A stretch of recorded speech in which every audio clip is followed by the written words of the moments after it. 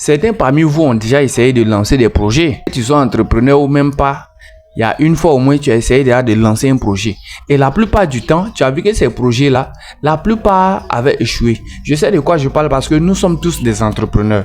Récemment, nous étions également obligés de fermer l'un de nos salons de coiffure tout simplement parce que on avait rencontré des problèmes. Voilà, notamment au niveau de la gestion, c'était pas trop ça. Et arrivé un moment, on était obligé véritablement de fermer l'entreprise. Comme moi, comme vous, il y a beaucoup de personnes qui se retrouvent dans cette situation. Mais qu'est-ce qu'il faut donc faire face à cette situation pour pouvoir revenir plus fort?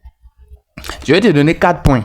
Et ces 4 points-là vont t'aider véritablement à comprendre comment tu peux revenir plus fort dans une activité pour pouvoir véritablement mieux t'insérer et faire plus qu'avant. La première des choses déjà que tu dois comprendre, c'est déjà de préparer ton cerveau à pouvoir véritablement accepter et à chercher à aller de l'avant. Je vous explique cela. Il y a certaines personnes, lorsqu'elles lancent un projet, pour elles, c'est comme la fin du monde. Elles se disent que si c'est pas ce projet, ma vie est terminée. Sans ce projet-là, je peux rien faire. Sans ce projet, je suis ruiné. Sans ce projet-là, ma vie est bloquée. Il faut arriver à un certain moment où tu dois être capable de comprendre que l'argent que je viens d'investir dans ce projet-là, le projet peut échouer et demain, je dois également commencer à continuer. Oui. Et tu dois déjà arriver à convaincre ton cerveau avec cela. Pourquoi? C'est ce qu'on appelle le détachement. Le détachement avec ton business te permettra de pouvoir avoir la fluidité de ton esprit. De pouvoir déjà analyser certaines choses qui ne sont même pas encore arrivées avec ton activité. Le problème, c'est que vous êtes tellement dedans, dans l'ambition, ok? Vous espérez tellement avec le business que lorsqu'il y a une difficulté qui arrive, vous finissez par devenir fou. Il y a certaines personnes qui n'osent même plus se lancer parce qu'elles ont essayé une fois et comme ça a échoué, elles ont décidé de ne plus se lancer. Et ça, c'est la pire manière de pouvoir véritablement devenir quelqu'un. En réalité, la plupart des gens que vous voyez aujourd'hui qui racontent les success stories, c'est en réalité des gars qui ont échoué tellement de fois, mais ils vont jamais vous le dire. Mais vous ne voyez que la partie iceberg où ils ont déjà réussi. Alors qu'en réalité, c'est pas ça le plus important. Le plus important ici, là, c'est le nombre d'échecs qu'ils ont déjà eu à braver. Et c'est sur ça que vous devez vous focaliser. Ça, c'est le premier point déjà. Arriver à conditionner votre cerveau à accepter ça et à travailler sur ça. Le deuxième point qui est extrêmement important, c'est d'apprendre à passer à l'action. Lorsqu'une activité échoue, la chose que vous devez impérativement faire, c'est d'apprendre des erreurs de cette activité-là et chercher maintenant à expérimenter de nouvelles stratégies. C'est ce qu'on appelle le passage à l'action. Seule l'action pourra vous permettre de pouvoir déterminer si les nouvelles actions que vous êtes en train de mener vont avoir un succès ou bien vont échouer. Parce qu'en réalité, sans action, vous ne pouvez pas véritablement avoir quelque chose. Oui. Et c'est aujourd'hui dommage parce qu'il y a certaines personnes aujourd'hui dans des projets qui restent dans l'imagination, dans l'idéologie. Ça ne marche pas en fait. Ça va au-delà de ça. C'est pas avec ça que tu vas arriver à pouvoir véritablement concrétiser quoi que ce soit. Je sais de quoi je parle. Je suis aussi passé par cette étape-là. Et tu dois passer à l'action. Et le passage à l'action, ça veut dire quoi? Tu dois souvent même aller expérimenter certaines choses pour voir ce que ça donne. Et éviter de répéter encore les mêmes erreurs. Ça, c'est le deuxième point qui est très crucial. Troisième point, c'est de chercher l'argent sur le terrain. Cette fois-ci, là, on va aller chercher une compétence réelle, pratique pour faire de l'argent. Pourquoi? Parce qu'on part de zéro. On n'a pas forcément tout le capital nécessaire ici pour pouvoir véritablement encore faire la même chose qu'on avait. Mais cette fois-ci, on a une seule chose à faire, c'est d'aller cette fois-ci sur le terrain. Je vais vous dire pourquoi c'est important d'aller sur le terrain. C'est important d'aller sur le terrain pour plusieurs raisons.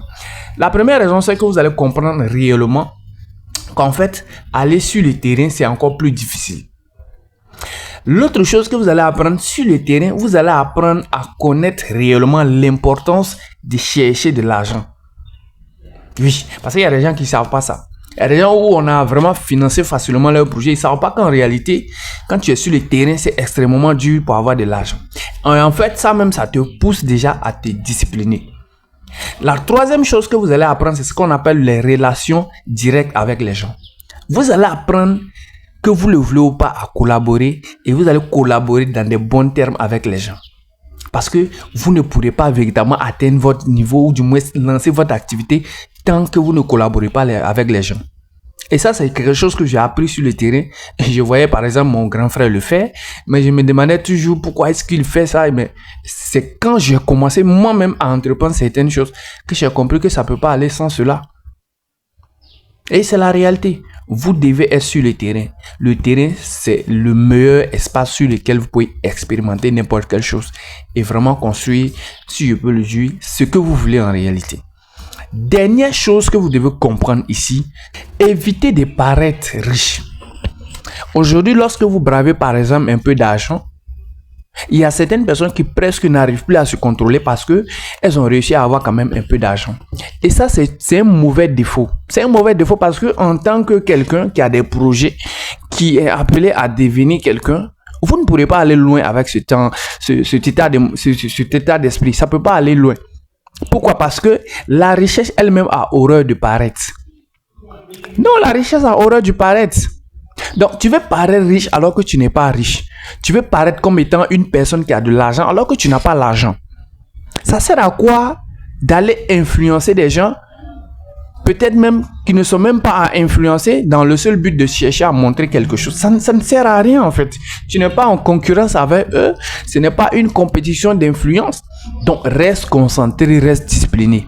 Arrête de vouloir aller dans les maquis, dépenser des sommes qui ne sont pas à dépenser.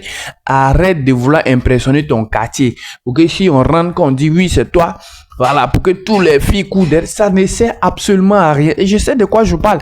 Ce qui est intéressant avec ce que je dis, c'est que moi, j'ai eu la chance d'expérimenter pas mal d'éléments vraiment dans ce domaine de l'entrepreneuriat. Donc, je suis une personne très légitime même pour pouvoir véritablement te conseiller cela. Parce que ce sont des choses qu'on fait à un certain niveau pour pouvoir paraître, parce qu'on ne comprend pas toujours la profondeur de ce qu'on est en train de faire. Médite sur ce que je viens de te dire. Je suis sûr que tu vas quitter du niveau là où tu es pour avancer. Peace out.